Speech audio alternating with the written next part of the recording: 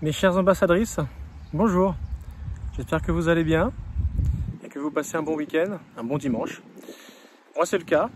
Je voulais aborder cette vidéo pour vous parler un petit peu du pourquoi je me suis lancé dans cette voie-là, savoir vous proposer mes services en ce qui concerne les victimes de harcèlement, que ce soit moral, que ce soit sexuel, milieu professionnel, privé.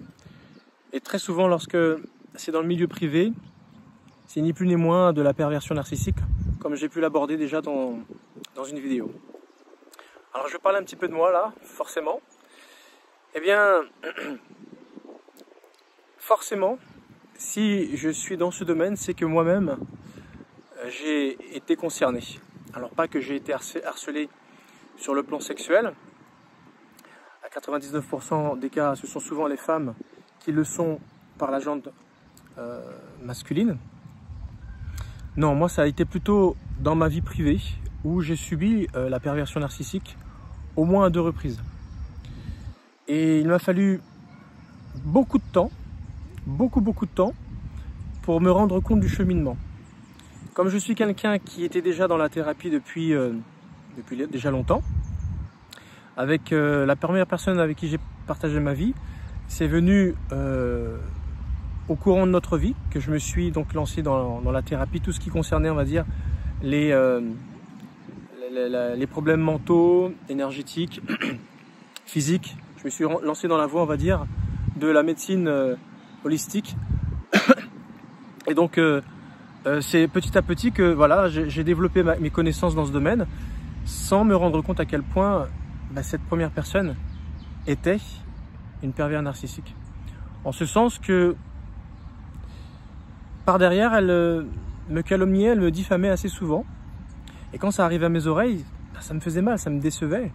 Alors j'essayais de savoir pour quelle raison elle disait les choses de cette façon. Mais souvent, elle prenait de l'édulcorant et elle retransformait ça pour remanier, on va dire, un petit peu ce qu'elle avait pu dire dans mon dos. Et finalement, non. C'était tout juste pour continuer à soutirer tout ce qu'elle pouvait soutirer chez moi, parce que forcément, j'avais une valeur ajoutée dans notre relation. Elle était financière à l'époque. Forcément, lorsque ce côté financier, dans la vie, il y a des hauts et des bas, et bien quand je suis arrivé en bas, la question de continuer sa vie avec moi s'est posée, en tout cas pour elle. Et c'est là que forcément elle est rentrée dans la phase, ce qu'on appelle, qui consiste à, lorsqu'on veut se débarrasser de son chien, qu'est-ce qu'on dit? Eh bien on dit qu'il a la rage. Donc voilà. Mais jusque là, ça ne la dérangeait pas. Si jamais j'étais comme ci ou comme ça, enfin dans une vie de couple de toute façon, il y a toujours du bon et du moins bon, on est imparfait. Hein. Bon, si on s'est mis ensemble, c'est forcément pour des raisons qui nous intéressent. Il y a toujours un intérêt quelque part. En espérant bien sûr que l'amour soit quand même présent. Mais après coup, quand on voit comment la personne parle de soi en dehors, ça peut faire très mal. Surtout si jamais il y a des vérités cachées et surtout lorsque le processus de séparation a été mis en place et que là, avec beaucoup de franchise et de détachement, des amis qu'on pouvait avoir en commun finissent par cracher le morceau, comme on dit, hein, à dire, voilà, tu sais, la personne avec qui tu vivais, elle a dit ça. Ah d'accord. Et quand on a toutes ces choses qui nous arrivent, eh bien, aux oreilles, ça fait mal. Et c'est là qu'on analyse, on essaie de comprendre. Mais pourquoi? Qu'est-ce que j'ai fait? Est-ce que j'ai mérité ça? Non, me semble-t-il. Je ne l'ai pas trompé, je ne l'ai pas tapé, je ne l'ai pas insulté. Je suis pas exécrable, je suis pas un dictateur. Enfin, tout ce qu'on peut reprocher d'une manière générale aux hommes. Je pense avoir été loin de cette étiquette-là. Mais finalement, voilà. Donc, je suis une bonne patte, quelqu'un qu'on a peut-être tendance à profiter, abuser, parce que j'ai une certaine valeur ajoutée à apporter aux gens, qui est ni plus ni moins mon empathie et toutes mes connaissances, on va dire, humaines sur on va dire le sport, l'hygiène de vie, la thérapie, enfin voilà. Tout. Et forcément, j'attire facilement certainement les victimes, les gens qui ont besoin d'aide, les gens qui ont besoin qu'on s'occupe d'elles. Voilà, donc c'est peut-être pour cette raison que je me suis fait avoir, pas une fois mais 2 fois. Et la deuxième, je m'en suis rendu compte pas sur le coup non plus, hein, il a fallu un certain temps. Mais ouais, je m'en suis quand même beaucoup voulu. Parce que quelque part, pourquoi voilà, on comprend pas, on voit rien. On est tellement focalisé pour essayer de sauver les meubles, comme on dit, à faire tout pour ressembler à ce qui va permettre à ce que ça se pérennise. Et finalement, ben non. Voilà, quand on veut se débarrasser de son chien. Et c'est là qu'on se rend compte que finalement, dans notre dos, on est vraiment un vilain petit canard. Et c'est horrible de voir tout ce qui nous revient aux oreilles, des choses qui ne sont pas dites franchement en face. Ou si jamais on devait les aborder, non, c'est toujours transformé, déformé. Alors je rappelle quand même les 4 outils, les 4 armes qu'utilise le pervers narcissique. Ça va être la phase de séduction, donc pour s'assurer de nous avoir, elle va faire tout pour nous séduire. Donc on sait très bien comment font les femmes dans ce domaine. Elles utilisent beaucoup leur plastique, leur attention, elles nous disent oui à tout. Enfin voilà, pas besoin de vous faire une image, vous avez compris. Surtout si vous êtes des femmes vous-même, vous savez comment les femmes usent de leur pouvoir pour pouvoir s'assurer d'avoir l'homme qu'elles veulent. Ensuite, la deuxième phase, c'est la victimisation. Elle va faire comprendre que voilà, c'est une personne qui a besoin d'attention particulière et qui lui est arrivé ci, qui lui est arrivé ça, et ça, son père, et sa mère, et son frère, et sa sœur. Enfin, tout le monde lui a fait du mal. Enfin, c'est vraiment le petit bébé dont il faut s'occuper. Alors forcément, vous dites ah bah ouais, effectivement. Et pour les 99%, souvent c'est un peu beaucoup du flan. Ou sinon c'est bien déformé, bien arrangé à la sauce victimisation pour s'assurer que bien on aura toute l'attention, qu'elle arrivera à soutirer toute notre attention. Et quand c'est gagné, eh bien elle profite de nous jusqu'à nous sucer jusqu'à la moelle, jusqu'au dernier morceau. Et quand elle se rend compte que finalement il n'y a plus rien à gagner, parce qu'elle a fait le tour, elle se dit bon ben... Alors souvent c'est financier, souvent c'est peut-être parce qu'on va se rendre compte de son jeu, ou peut-être que elle-même elle est arrivée à une limite, voilà, elle s'ennuie, ou bon, après la conception du couple, on en a tous une différente, mais bon, moi j'ai pour objectif de ne pas me mettre en couple pour 2 jours, hein, mais un peu plutôt pour toujours. C'est un petit peu ma conception. Donc et si jamais on est sur la même longueur d'onde, on est censé l'être, hein, c'est ce qui nous permet de se dire bon, on fait un bout de chemin. En tout cas, on fait un bout de chemin ensemble parce qu'on a les mêmes valeurs autour du couple. Mais finalement, on se rend compte après coup que c'était une fois de plus du flan, mensonge.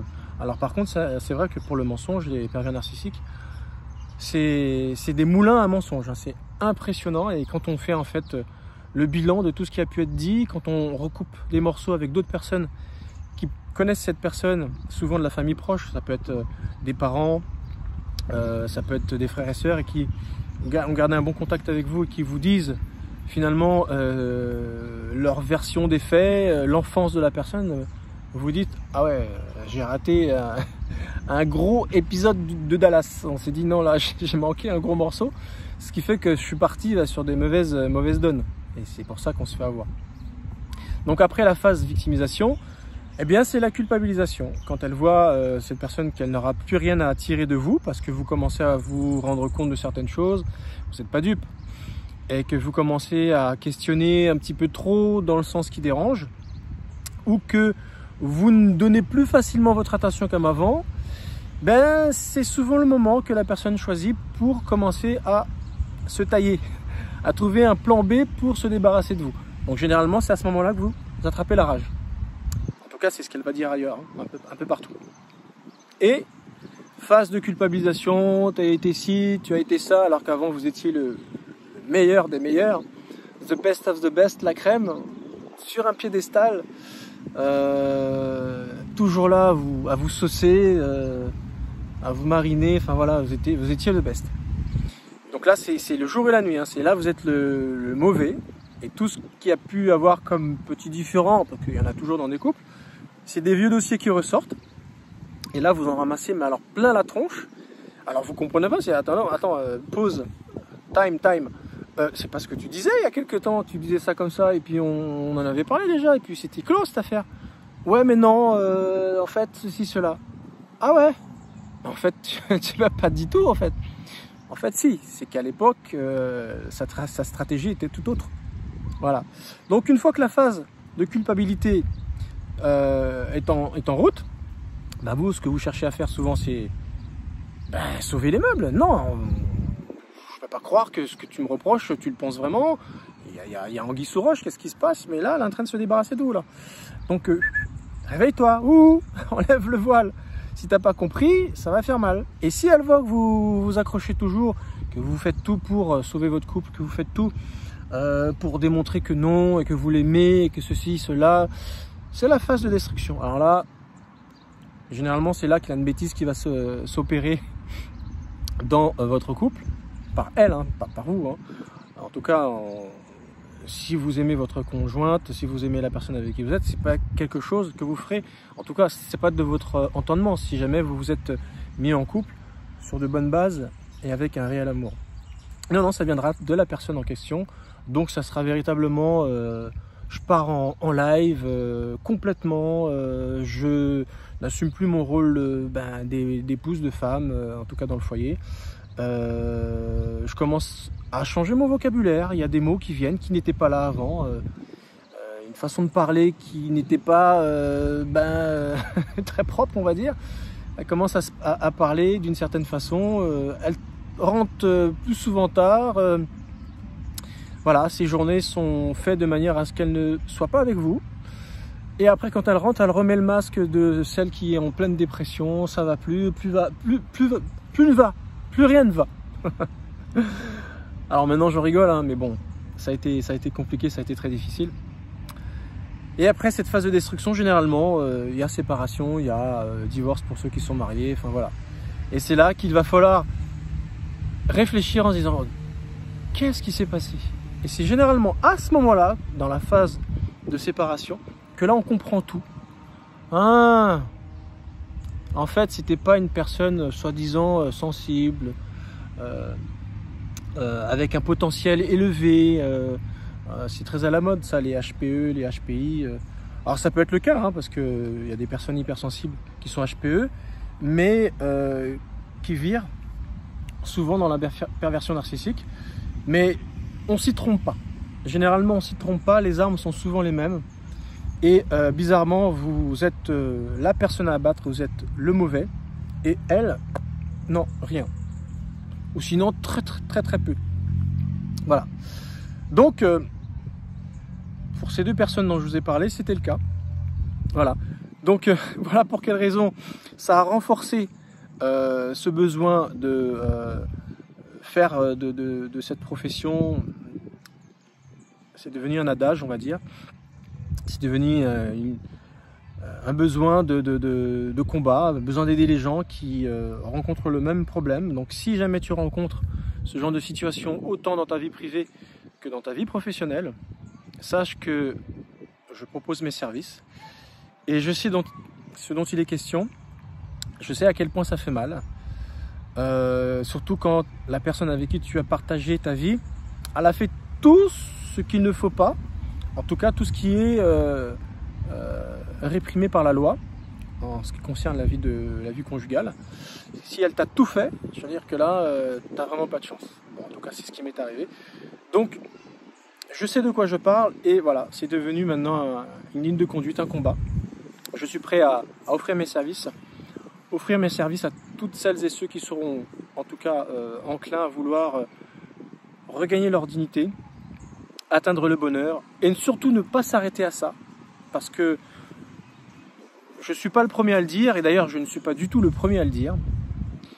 Si jamais vous vivez avec un harceleur, un pervers narcissique, les sentiments vous retiendront quelque peu, c'est sûr, mais fuyez. Parce que ce sont des personnes profondément mauvaises. Elles ont fait un pacte avec le diable certainement, mais je peux vous assurer qu'elles sont profondément mauvaises. Comment on peut être aussi mauvais?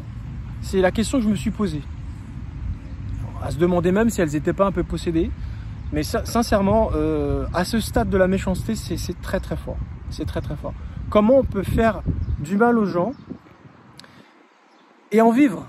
Parce que ce sont des gens qui ont une vacuité interne. Il n'y a rien, c'est vide. Et leur seul mode de fonctionnement qui leur donne un sens à leur vie, c'est de faire du mal aux autres. C'est impressionnant. Ce serait l'occasion d'en parler dans une autre vidéo. Mais je peux vous assurer, je peux t'assurer que moi-même, je reste encore à l'heure d'aujourd'hui, mais alors sur les fesses, en me posant la question, mais comment on peut être aussi méchant, mauvais? C'est impressionnant. Fuyez ces gens-là, ne leur adressez plus la parole. Ils ne méritent même pas votre compassion et ce qu'il peut leur arriver dans leur vie, malheureusement, de douloureux. Parce que franchement, si, la seule chose qui peut leur arriver de bien, c'est que si jamais ils ont des vicissitudes un petit peu difficiles à vivre, que ça les réveille un petit peu en se disant, bon, je vais peut-être devenir une personne un peu meilleure. Voilà. Si ça peut leur arriver, ça, ce serait bien. Voilà. Voilà, en tout cas, j'ai partagé avec toi pour quelles raisons je me suis lancé dans cette voie-là. Ben, sache que je sais vraiment de quoi je parle et que je serai à même vraiment de t'aider. Surtout que maintenant, ben, je suis complètement aligné avec ça, sachant que je le vis en tant qu'être humain. Ma résilience, elle est basée énormément là-dessus. Donc celle que je te propose, elle sera vraiment entre les mains d'un expert. En tout cas, si tu as confiance en moi, n'hésite pas. J'offre des coachings. En tout cas, le premier coaching est gratuit. Hein. Alors, souvent, j'annonce un coaching d'une heure de 500 €. C'est vraiment son prix. Et d'ailleurs, dans une autre vidéo, je vais vous expliquer pour quelles raisons ça coûte ce prix-là. C'est vraiment du premium, c'est vraiment de la haute qualité. Et souvent, je dis 1 heure, mais ça dure 1h30, 2 heures, même des fois plus. Je regarde pas l'heure en fait, tellement que je suis pris dedans. Voilà, il faut que le coaching soit mené à bout pour vraiment cerner votre situation. Je dis 1 heure, mais ça dure souvent bien plus que ça en fait. Voilà. Merci de m'avoir écouté, à très bientôt.